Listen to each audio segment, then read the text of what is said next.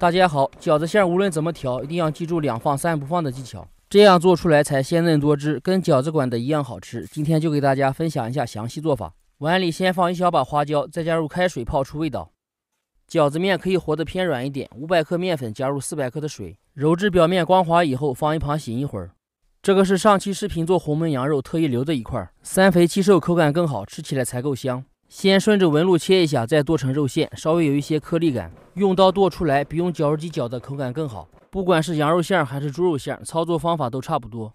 剁好以后放盆里，加入姜末，再把放凉的花椒水倒进去，先抓一下，让肉馅吸收水分。姜末和花椒水都有一个去腥增香的效果。500克肉馅加50克姜末，100克花椒水，先抓拌至水分吸收，再顺一个方向搅拌上劲。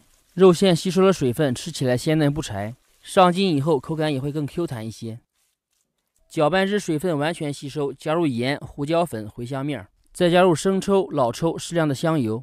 调肉馅一定要先加花椒水后调味，这样做出来才鲜嫩多汁。切记不要放料酒，料酒在肉馅里挥发不出来，不仅不能去腥，还会影响味道。洗干净的韭菜控干水分以后切碎，放少量香油拌匀，这样可以防止韭菜出水，锁住韭菜里面的鲜味。拌匀以后到肉馅里面，加入葱花，再次拌匀。葱花一定要最后加入，调好的肉馅当天最好全部用完。葱和肉馅混合到一起，时间长了就会有一股葱臭味。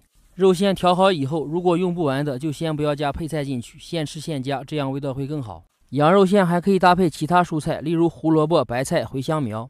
下面给大家分享一下包饺子比较快速的一个方法。左右手的食指、拇指捏住饺子两边对折，往里一挤，一个饺子就包好了。水开以后下入饺子，开锅以后加入冷水，重复3次，饺子飘起来就熟了。如果觉得视频对你有所帮助，还麻烦伸出您发财的小手，点赞、评论、转发一下，非常感谢。这样调的饺子馅跟饺子馆的一样好吃，喜欢的朋友别忘了收藏起来。捣好的蒜加入醋和辣椒油调成料汁。上期视频分享的是红焖羊肉，很适合这个季节，大家可以去看一下。我们下期见。